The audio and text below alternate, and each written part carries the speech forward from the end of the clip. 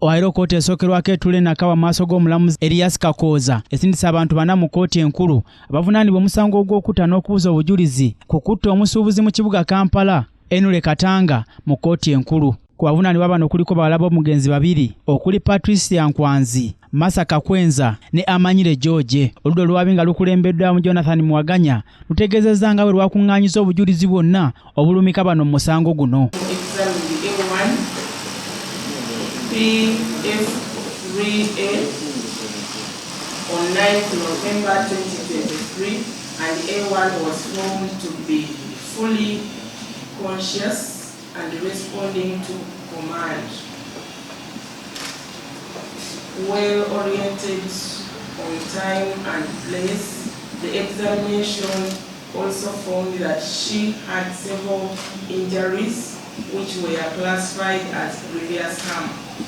Number 41, A1 recorded a statement in which she disclosed that on the night prior to the incident, she spent her night together with the deceased in their bedroom, but denied knowledge of what transpired and how she got to that. Bano era balambise kkooti eno obujulizi bagenda okukozesa musango guno okuli amasimu ababiri bano ge beekubiranga, obutambi obwakwatibwa, emmundu eyakozesebwa mu kutta omugenzi, alipoota yava mu kwekebejja omubiri gw'omugenzi, ssaako n'ebifaananyi ebyakubibwa.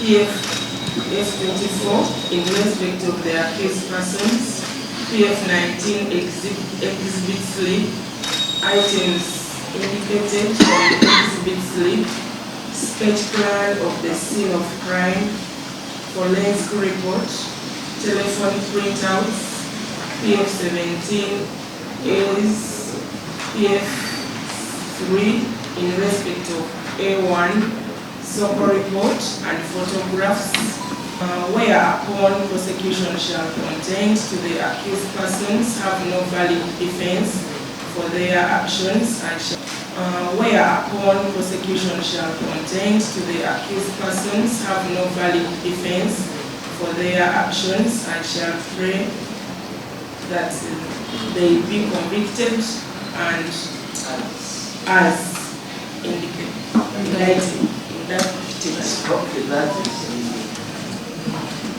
Your Worship, this is one of our clients.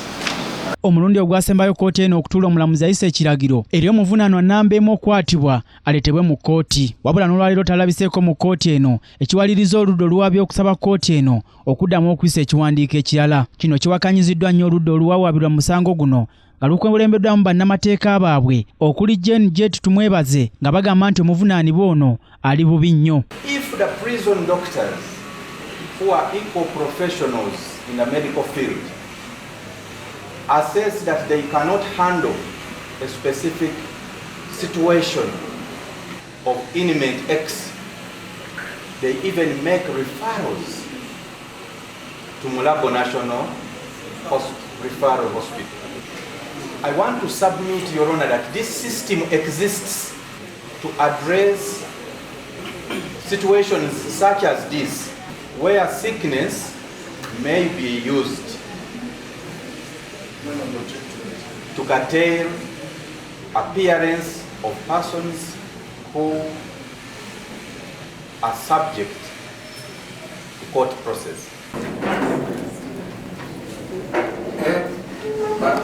A1 delivered on the 19th, A3 delivered on the 19th of September and was charged by the DPP on the 22nd of September. We need to be guided. We have a lot of things to do, and now when you comment about A3 who have already been committed to the High Court, our concentration is on A1. We don't have to request just here. I'm talking about the warrant to A1.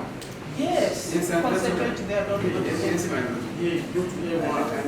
And when we talk, the time runs out. When my colleagues talk, their time doesn't run out. Maybe because what I'm going to say is uncomfortable, but we must say these uncomfortable things here. This is our only way to say this, my Lord. And Unlike other people who send them to the press outside, this court shouldn't guard me. It will say what I need to say. So my Lord, Your Honor, Section 53 of the Employment Act provides for a time of maternity leave. My colleague got a warrant when somebody was supposed to go to maternity leave. Now,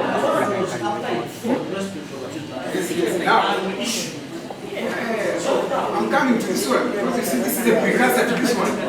My Lord, we came from somewhere to arrive here, and that road is uncomfortable. I can understand why the court doesn't want to go there, but I'm warning the court not to go the same road by issuing this one for a patient. That's where I'm coming from.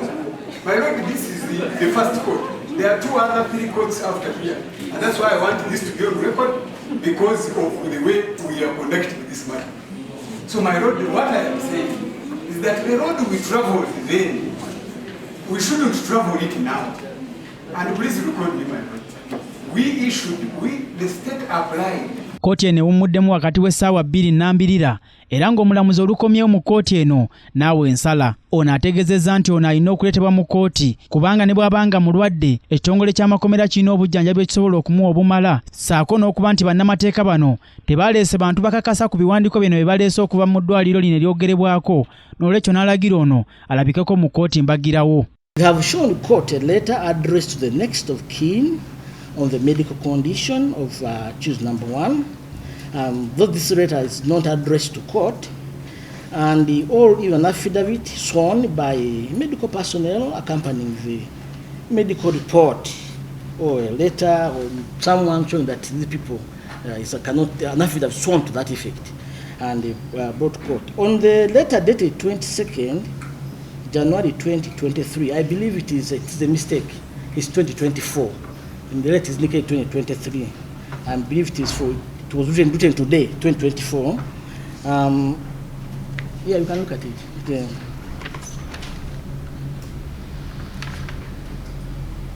In paragraph 3, it was said that on 12th of December 2023, a successful A1 successfully underwent her 5th surgery and would remain in hospital for 6 weeks. As observed by State Jonathan, I've counted the 6 weeks and they're ending tomorrow. As court, we really don't understand the condition of the head and issue warrant of arrest in respect of accused number 1. Briefly, these are the point of course that the one that accused, we don't know the question of the accused as court apart from reports to the DPP, letters.